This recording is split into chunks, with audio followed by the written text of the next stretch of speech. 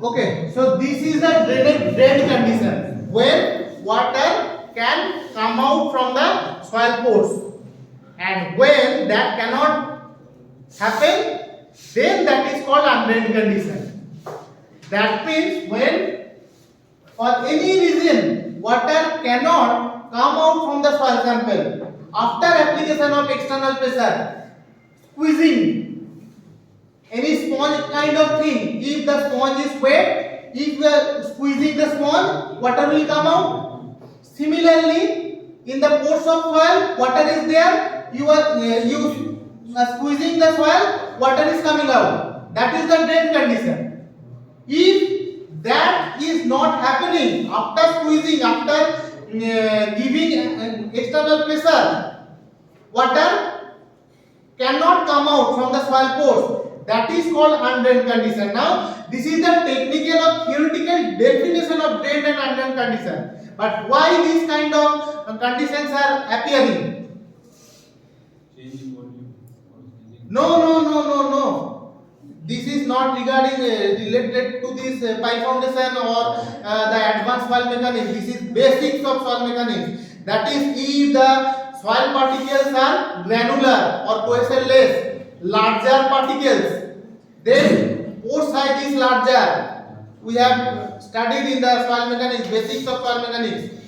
Larger particle means larger pores also. In the sand, larger particles, larger pores. That means in that kind of sandy soil, drainage may happen, drain condition may occur. But in clay soil, smaller particles, smaller pores. Sometimes in the clay soil, at a depth of soil strata, due to the application of overburden pressure and the smallest pores in the soil, in the clay soil, drainage of water cannot possible. And in that case, how huge amount of overburden pressure is acting on this? Drainage cannot be possible.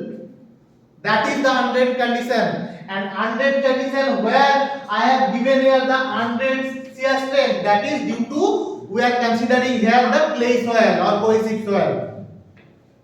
Is that clear to all of you? Undrained and drained, because in the triaxial test, I think soil mechanics laboratory, in this semester or in the previous semester? Yes. Previous semester, triaxial test. Maybe some of you will perform triaxial test in your project works also. Okay, in that drained condition, undrained condition is there to avail the practical condition, the field condition of soil. Undrained means the draining of water coming out through the pipeline that will open. That will be open. And if that pipeline is closed, then draining is stopped, and that is the undrained condition. Okay, so in this case, as we are considering here the clay soil or cohesive soil, the undrained shear strength is given. Now, if the cohesive soil is there, so what will be the equation or formula for shear strength? Tau is equal to C. Tau means A is equal to C. Shear strength is equal to only C, because sigma tan phi is 0 for cohesive soil. So sigma tan phi will be 0.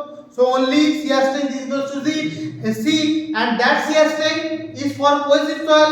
That means in under undrained condition, cohesive soil means the undrained condition, no? Getting it, na? So this undrained shear strength is nothing but the C.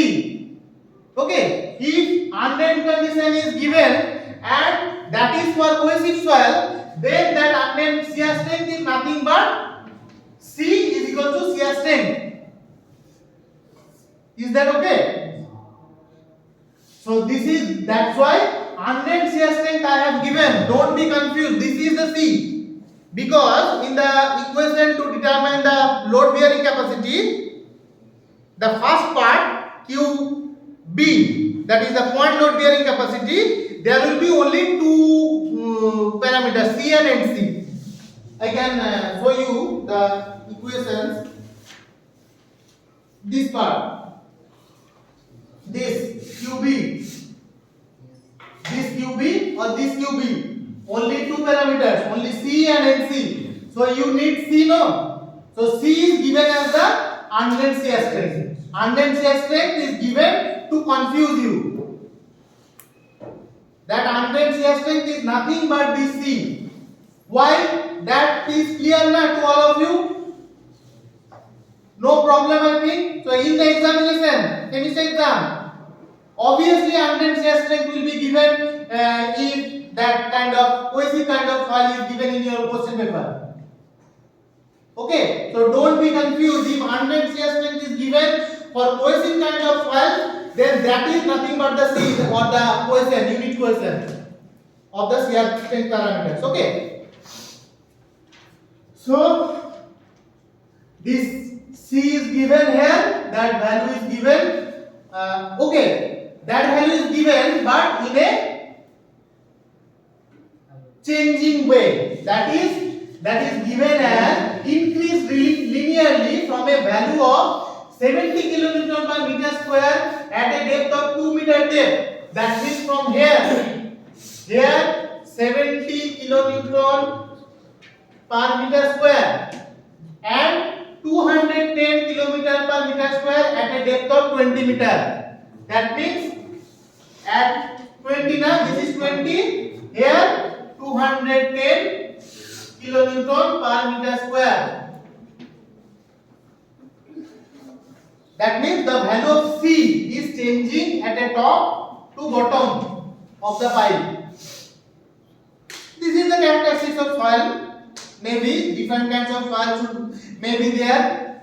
Okay, so different kinds of soil means according to the soil strata, C value will be changing. Okay, so this is the data, and finally you have to determine the safe design load or the allowable load bearing capacity. Safe design load means allowable bearing capacity. Okay, other things are not much important here to calculate the bearing capacity, but some factor of safety for different conditions are given for which you have to determine the load bearing capacity, allowable load bearing capacity. If this part is not given, this factor of safety and all these things are not given, then that means that is ultimate bearing capacity you have to calculate.